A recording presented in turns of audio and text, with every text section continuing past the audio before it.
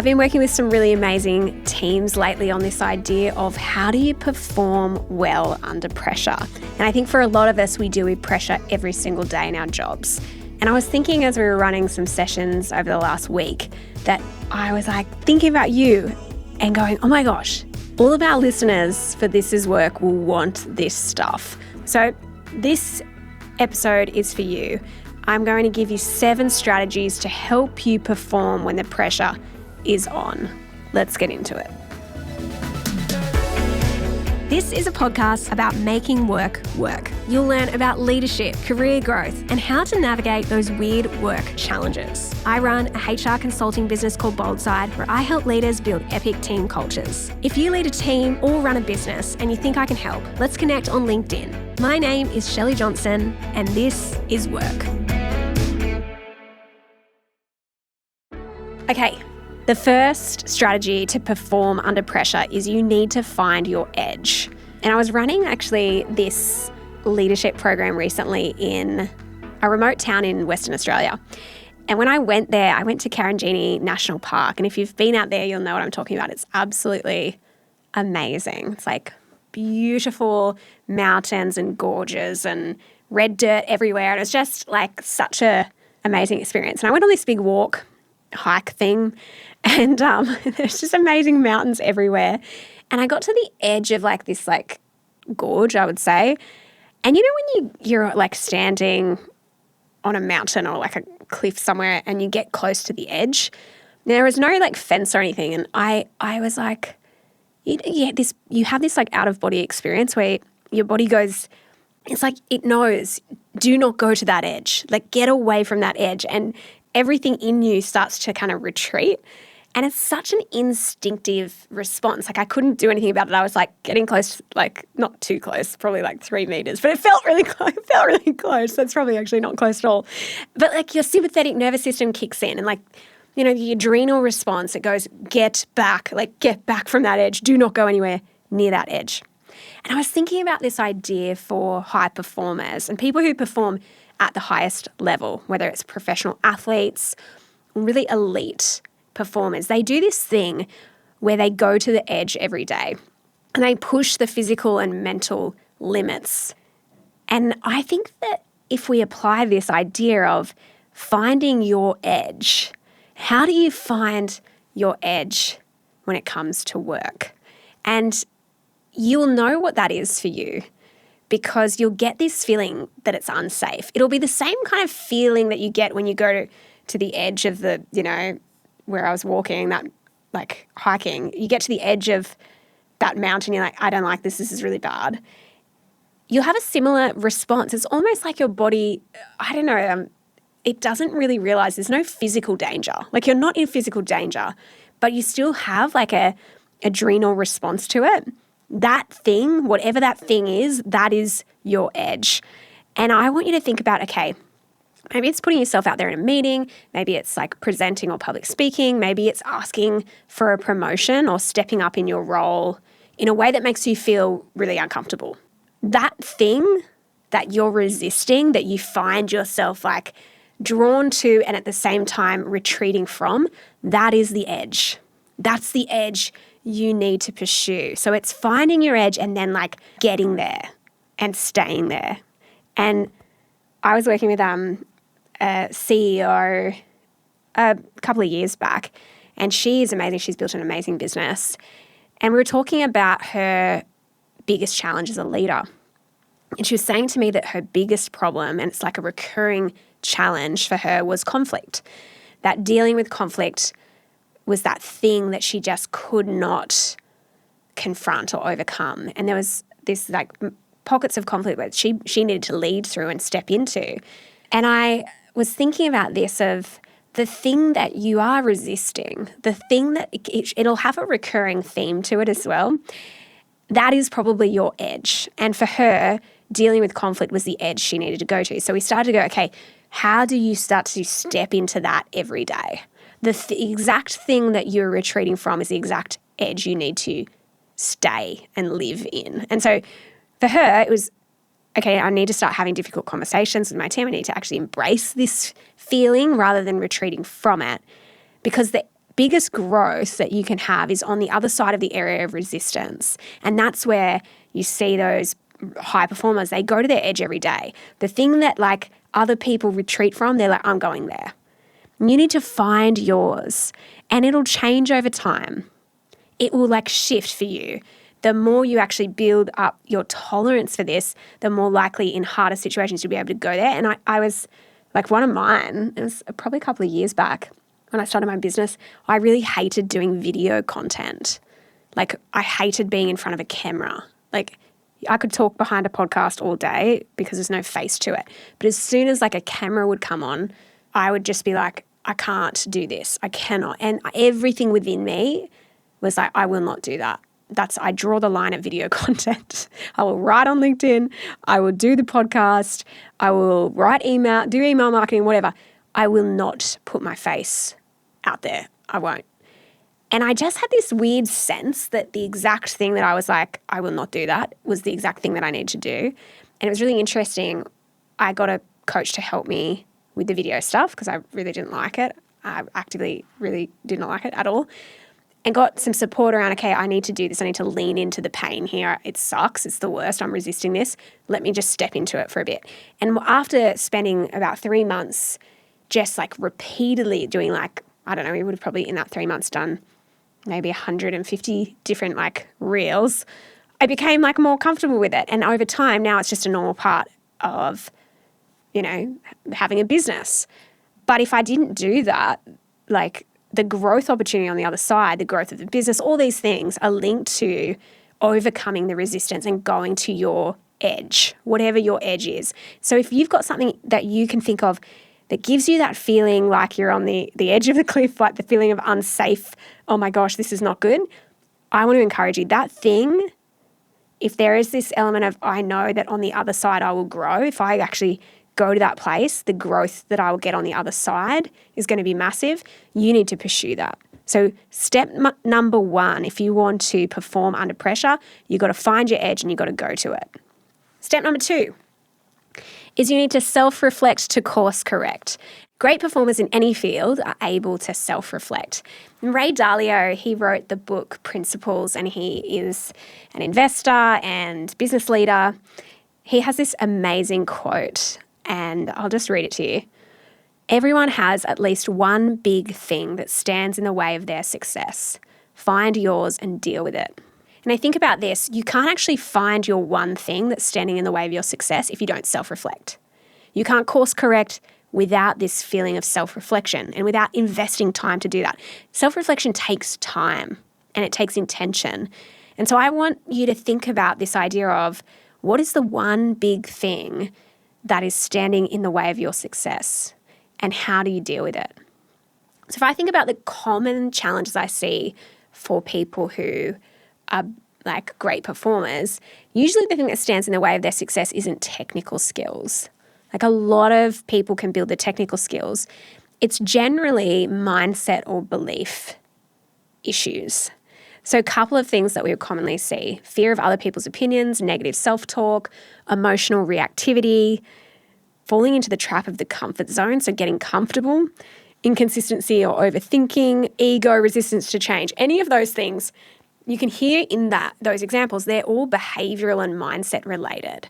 They're not anything to do with your technical capability, because the big things that stand in the way of your success tend to be about how you see the world, how you think, and what you believe about yourself.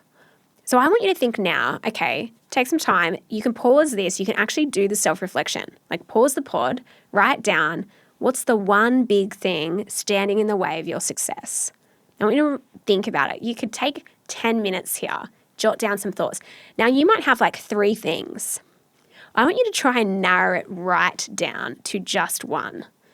Like I don't want you to think about all the things, like just narrow it down to one thing. And then once you've done that, so write it down, pause the pod, come back. The second question that I want you to self-reflect on is, what is the single most important action you can take to deal with that one thing? And then make sure that action is measurable and memorable, but measurable most importantly. So with the idea of if you find yourself inconsistent, if it's inconsistency in in your habits, what is one practical step that's going to enhance that consistency? If you find yourself resistant to change, what's one action that will help you move into a more change receptive mindset? So when you think about it, you need to write down and get clear on how am I actually going to address this issue? Because I just love that whole idea of like, you've got one thing that's standing in your way and you have to find yours and deal with it. And you know what? It's interesting, the flow on from point 1, so find your edge. It could be some of this is linked to you finding that edge, whatever that is. So like limiting beliefs can really stop you from going to your edge. So these things are definitely related. All right, number 3, control the controllables.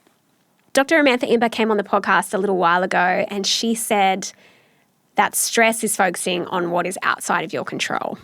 And I think that is so bang on, that the distress that comes with focusing on what's outside of our control can be really painful. So if we want to switch out of the feeling of distress, we need to like narrow our focus down to 2 things: what is in our ability to control and what is in our ability to influence. And in Stephen Covey's classic book, 7 Habits of Highly Effective People, he talks about the circle of concern. And if you imagine a target, so with 3 circles, so the smallest circle in the middle at the bullseye is your circle of control. And that is essentially you. The only thing that you really control is you. I hate to break it to you. I feel like as a parent, I want in my circle of control, I want my children's names to be in there, but they are outside of my control. And that goes to the next circle. So the inner circle, the bullseye, is like the things you directly control, which all of that is just you, your mindset, your behavior, your actions. That's it. In the next layer out, we have the circle of influence. And that is, you can put your kids' names in there. So my two children, I'll put their names in there, but sometimes I feel like I can't even influence them. But they are definitely sit in that bucket of the people you can influence, and all the parents listening will relate to me here. And then your co-workers, the team that you work on, your boss, the people who you manage, like they're all within your ability to influence. And then the outer circle is the circle of concern, and that's the biggest. And if you think about everything we're concerned about but have no control over, we're concerned about the political climate, we're concerned about the economic conditions we're in. Like there's lots of big concerns right now in the world. What Stephen Covey says is you have to narrow your attention to what you can control directly and what you can influence. And you have to find a way to let go of the things that are outside of your control, because we expend so much mental energy on everything that's of concern, but we have no direct influence over. And when you're expending that mental energy on all the things that are concerning but you have no influence over, you're actually, that energy you don't get back. The time you don't get back. We don't have infinite amount of energy and resource and time. So when you're expending it on something that's outside of your control or influence, it's gone.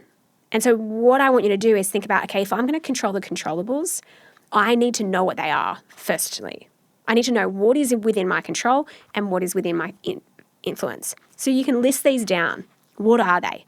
Okay, now that I know what they are, how do I reorient my focus to be about those things? And what do I need to do to let go of control in those other areas? Which is really hard to do.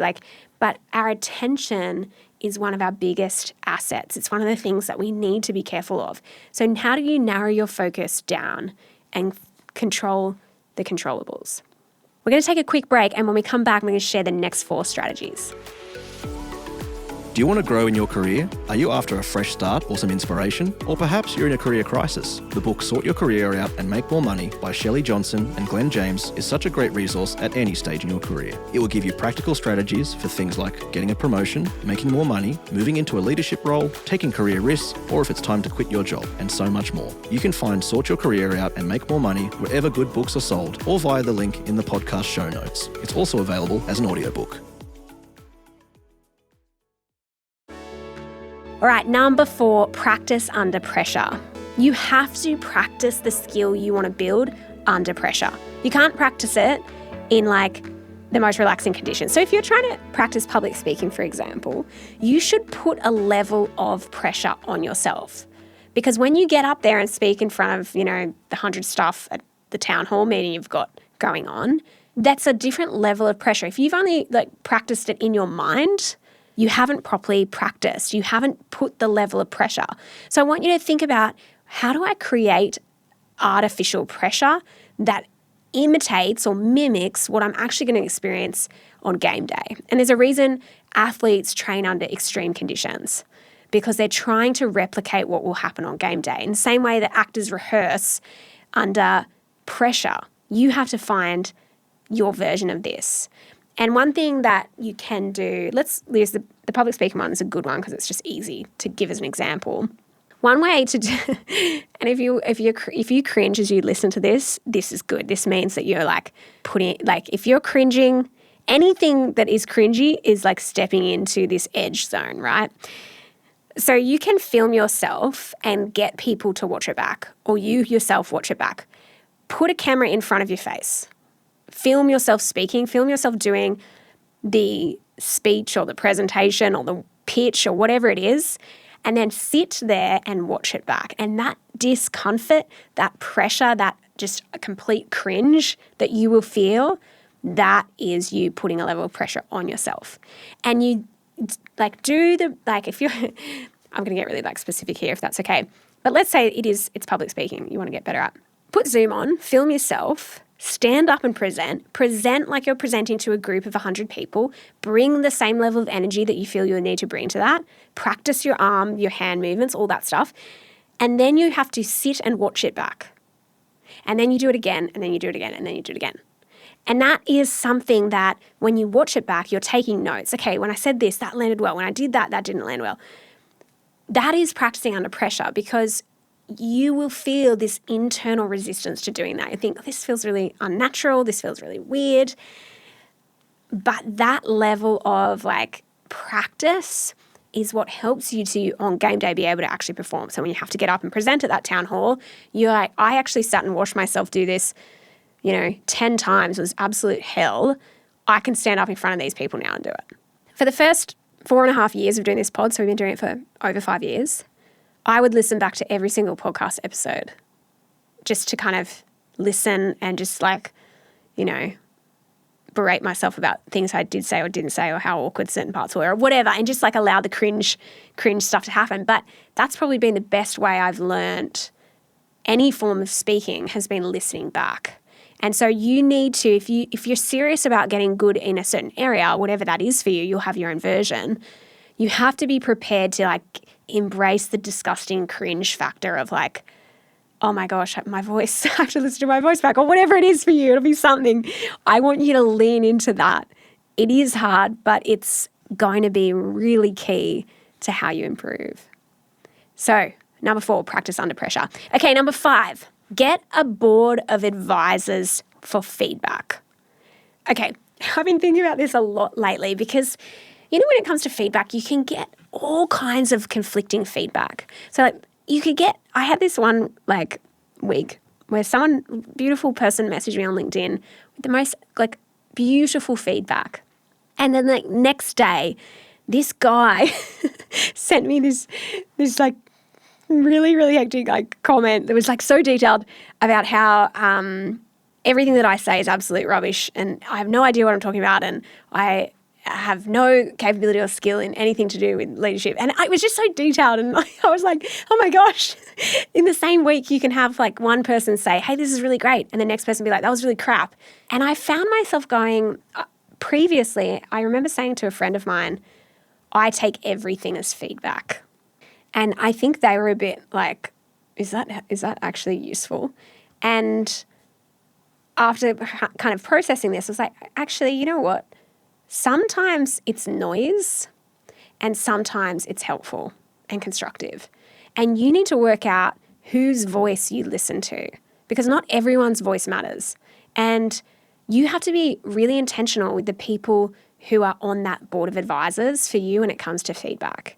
And if you lean in, if you find yourself, you have a natural tendency towards self-criticism and overthinking, this is going to be really important for you, because it is really hard to work out what feedback do you apply and what feedback do you just go, nah, not taking that on. So that absolute idiot on LinkedIn saying that stuff. I'm like, you know what? I think you don't have any idea what you're talking about. Anyway, so there's this risk sometimes when you listen to everyone, you can overcorrect on things that you actually don't need to overcorrect on. So you've got to work out who are you going to listen to? Who are you going to take feedback from? And they should be people, let me just say this, they should be people who are highly credible, highly trustworthy, and super freaking honest.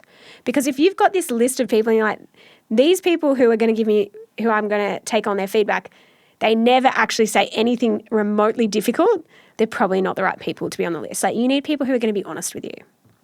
So for me, the people on my list would be my husband, my family, my sisters, my brother, my parents, and I think not everyone probably has that relationship with their family. So for some of you, people in your family maybe shouldn't be on that list. But that's certainly the case for me. My team are absolutely amazing, and their feedback I am so grateful for, because I know they have the business's best interests at heart and they have my best interests, but they're all freaking so smart. And so I trust them to be honest and open with me. And I've got a couple of mentors. And the thing that I really want you to look for is they should be people who are smarter than you and less emotionally reactive than you. So how can they give you objective feedback? Like, find people who are like, they're able to give you tough truths, but they really care about your success. And when you get confusing feedback or conflicting feedback where you're like, oh, I don't know what to make of this. I don't know how to interpret this or even how to apply it. And if that feedback is from anyone who's off the list, so they're not on your feedback board of advisors, I want you to run that by the people who are on your list. So if you've got 3 people's names on your list who you're like, these people, it might be your boss, it might be a mentor, and it might be a peer. If you get weird feedback that you're like, I don't know what to do with this, it's irking me or it's bothering me or I'm not sure how to action this, take it to those 3 people and say, hey, I love your take on this. What am I missing? Could I have a blind spot in this area? Or what do you think I should do with this feedback? Just to sense check it, because I think most feedback is worth hearing, but not all feedback is worth applying. And I want you to make sure that you're able to really receive the right feedback well and not underplay it, but also not overcorrect if it's actually not the right thing. So number 5 is get yourself a feedback board of advisors. Number 6 is Jack Bauer energy. This is a really old video. I was about to say video, VHS. Oh my gosh. I'm definitely feeling like a very old millennial right now. But if you are a similar age range to me, you will remember the TV show 24. And 24 was like Jack Bauer. He would save the world from terrorism in 24 hours. Like, he would stop nuclear wars from happening in 24 hours. And I think about this idea of you need to have this Jack Bauer energy. And I don't mean jam-pack everything into 24 hours. What I mean is you have to have this timeline on dealing with issues. And so one thing I've learnt from an elite athlete who I've had the pleasure of kind of working alongside recently, he was saying to me that you give yourself 24 hours to process a fail and then you have to move on. So you can linger in it, in that crappy feeling for 24 hours max, and then you just got to let it go. And he said this thing, and I wrote it down at the time. I was like, stop right there. I need to write this into my phone. The wins are never as good as you think, and the losses are never as bad as you think. Don't let either go to your head. So this idea of Jack Bauer energy, 24 hours to dwell on and feel crap about a fail and then move on. We need to go, okay, what is my timeline? And then how do I move forward? How do I think forward? So instead of lingering and overthinking and overanalyzing all the crappy stuff that you've just experienced, go, okay, I'll give myself 24 hours only, and then I'm future focusing. I'm letting that go, which is really hard. That is a really hard thing to do, but it's something that I'm learning more and more is very important for how do you perform well under pressure. Because if you get into a negative spin and spiral and you allow that stuff to just linger, it can be very difficult and really set you back in terms of your belief and your mindset. And number 7, the last one, and this is probably a really good way to kind of round this conversation out, get clear on your why. So most of you probably would have read Start With Why by Simon Sinek, he also does another book called Find Your Why, which is more about your personal why. So the first one's about it really relates to business. But I think about this idea of how do you find your why? And your why is what you're here to do. And the cool thing about if you get clear on your purpose, we're less likely to get caught up in our self-worth being tied to our work because we've got a higher kind of purpose. And I'm not saying it has to be this really spiritual or profound thing or feel like a calling or whatever. It's more clarifying, what am I here to do? What is the value that I add? What is the impact that I want to make? And your why should be about the impact you make. It should also be about who you're serving. And it will remain consistent in difficult experiences. And I think about it as an anchor, that when things get challenging, your why is your anchor. It's that reset. It's the way that you kind of come back to, all right, this is who I am. This is what I'm here to do. This is why I'm here. I'm not going to let all the noise, all the challenges out there distract me. I'm going to focus again back on here's why I'm here.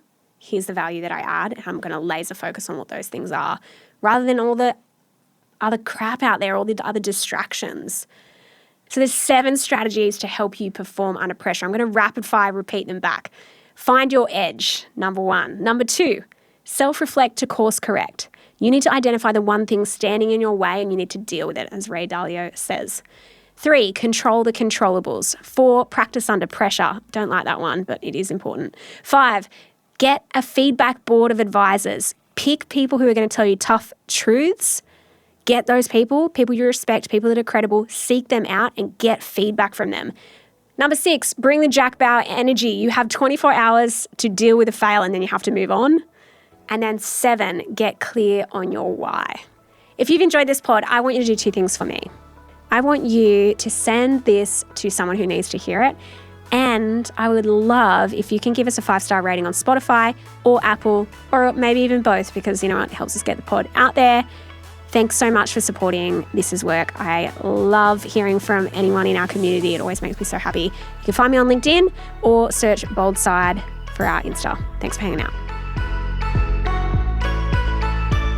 If you have enjoyed the show today, forward it to a friend, colleague, or family member who you may think it would benefit. Shelley's business Bold Side provides leadership training for a variety of different businesses. To learn more, visit boldside.com.au. If you would like to book Shelley to speak at one of your events, please reach out to the team via moneypodcast.com.au.